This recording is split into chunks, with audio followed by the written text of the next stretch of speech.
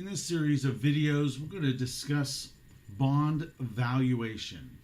So essentially, this is one of the critical aspects of investing, right? I mean, you need to determine what you feel the value of this bond is, right?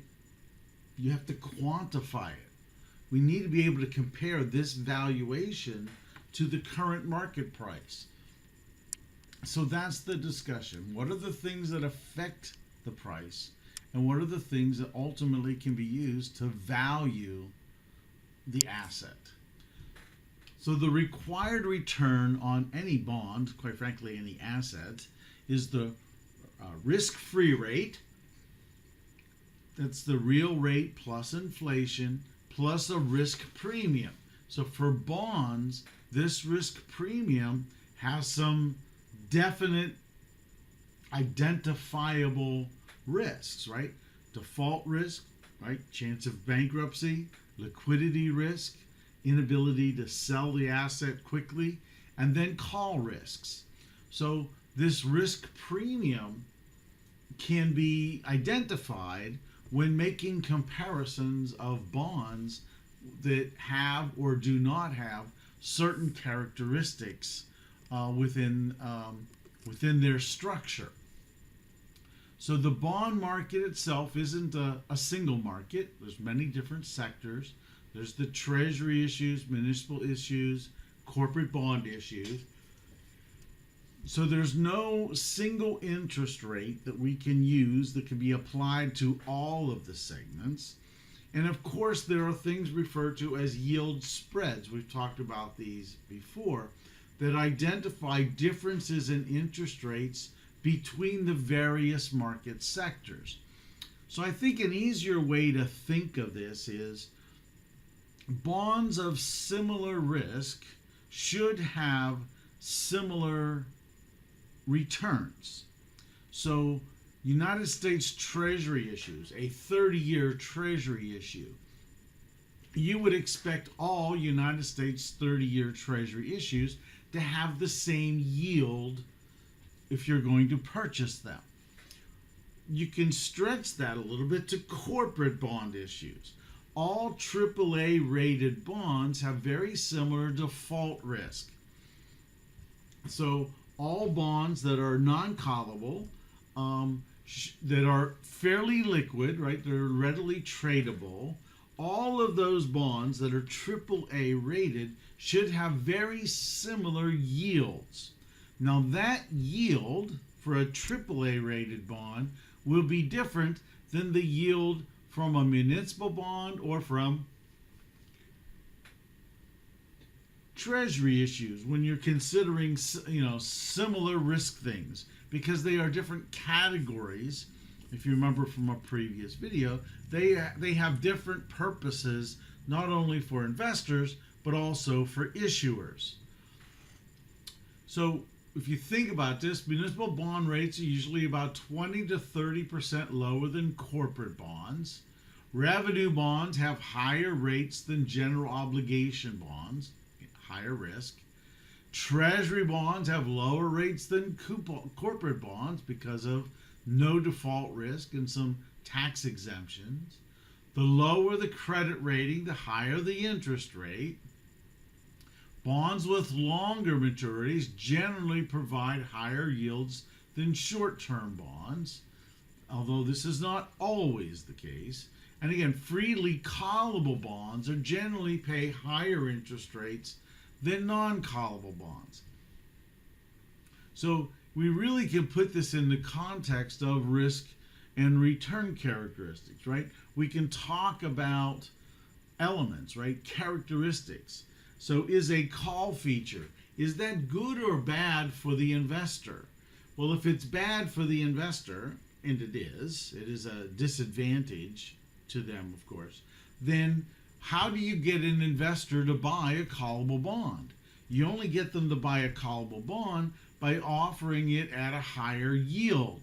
So if you offer it at a higher yield, the way the yield goes up is you would have to offer it at a lower price. So if you take the characteristics of a bond and place it in the good or bad for investor characteristics or categories, you can tell whether that would have a positive or negative effect on the yield of the bond. But in general, let's think about interest rates, right? If inflation goes up, interest rates go up because inflation is part of the risk-free rate of return, right? So if interest rates go up, that must mean that bond prices will go down. And there are other factors that affect interest rates. The change in money supply. If there's a slow increase, then we would find a decrease in interest rates. If there is a fast increase in supply, we would expect that to increase interest rates. What about the federal budget? If we have a deficit, then we would find that that has an increasing effect on interest rates. If the U.S. Economic activity, if we are in a recession, you would expect that that might have a decreasing effect on interest rates. So I am not familiar with where we are with respect to money supply, but with respect to the federal budget, we're running with a deficit. So that will have the impact that it should be increasing interest rates. We are actually in a fairly expansionary phase of the economy. So that additionally should show that that should have an increasing impact on interest rates. If the Federal Reserve policies are expansionary, we would expect that to decrease. Right now, Federal Reserve policies are geared towards constraining the economy to control inflation. So we would think that they would be somewhat contractionary, which would lead us to think that maybe interest rates should be increasing. So again, all of these variables have some impact on interest rates.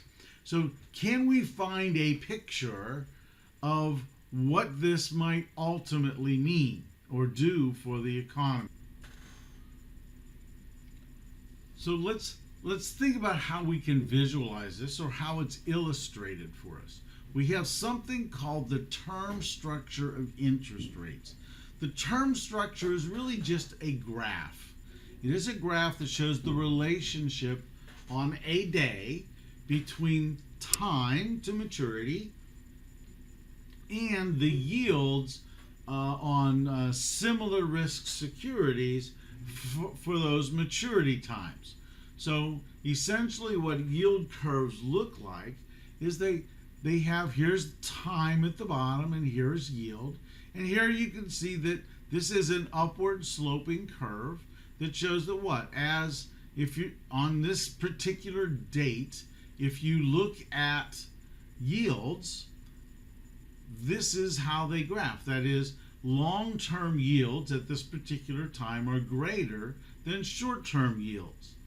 This is a downward sloping curve, which obviously illustrates the opposite, that for some reason, long-term yields are lower than short-term yields. So what we want to talk about briefly over the next couple of slides is what could possibly cause the shape of these curves. So this term structure, right, most common we're going to see an upward sloping curve. This indicates that yields tend to increase with longer maturities, right? Sometimes they become inverted. Sometimes they'll be very flat. Sometimes they may be humped. The high point might be in the middle of the time frame. So again, what we want to talk about is what causes this. And there are three primary theories that we associate with this yield curve, right? That try to explain how the shape may be created. Now, this shape is essentially created by you and I, by investors. We create the shape because we drive the demand curve for investing.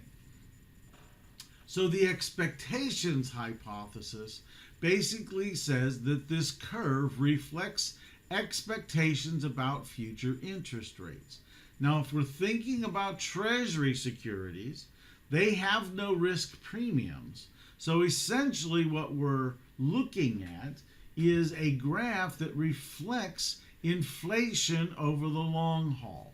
So if investors are expecting interest rates to go up, they only purchase long-term bonds. If those bonds offer higher yields than short-term bonds, it makes sense. Therefore, the yield curve would be upward sloping. So again, why would you want to invest in bonds if you expect interest rates to go up?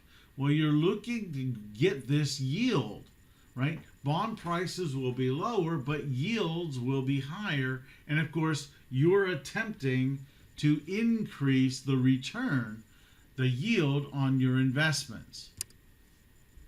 The liquidity preference theory is really quite simple. It just says people would rather have their money quicker than later.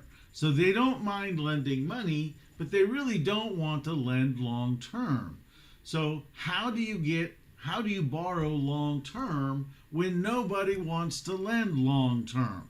So in this case, the only way you can do that obviously is by increasing the interest rates, right? You have to pay more to get people to shift to these higher yields. So borrowers might also pay a premium, right, to obtain long-term funds, right? They want a long-term investment.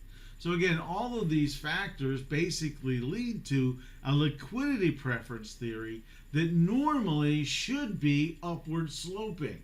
So if you're expecting higher interest rates, and if you as we know, most people have a liquidity preference. They'd rather have a short-term investment in bonds than long-term, then that also would be upward sloping. So in general, based on these two theories, we would expect the yield curve to be upward sloping most of the time. The market segmentation theory is what can adjust, I guess, for those other two theories. Basically, it says that the demand for certain kinds of terms is also important, right? So there is a segmentation of maturity preferences for financial institutions and investors, right? Maybe at this time there was a great demand for mid-term, mid-ranged yield to maturities. So if there's a demand for it, then the yield is going to be much higher in that area than it would be short-term and long-term, right? So again, this market segmentation theory can add the curves and the humps, if you will. It can flatten out a curve over time based on the preferences of financial institutions and investors. So which one's correct, right? Upward sloping curves basically tell us that we're expecting interest rates to go up. There's lender preferences for short-term maturity loans, and of course greater supply of shorter term loans. So those things would indicate that's what the things that we would think would be true if we had an upward sloping curve.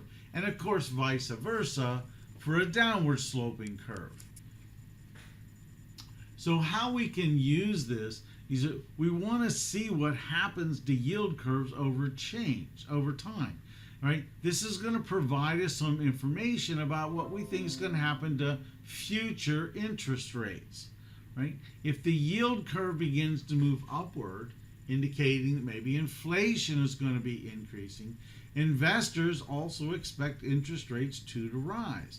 So since we expect interest rates to rise and bond prices to fall, we may want to move to a series of bonds or to a maturity of bond that's going to be much less sensitive to changes in interest rates. So again, if you consider the differences, if we also look at the steepness of the curve, right? I mean, all of these factors give us a picture, if you will, of what investors think is going to be happening in the near sign. If the yield curve is very steep, right, we can consider that to be a very bullish sign, right? So aggressive bond investors are going to look to move into long-term securities if we have this very steep curve.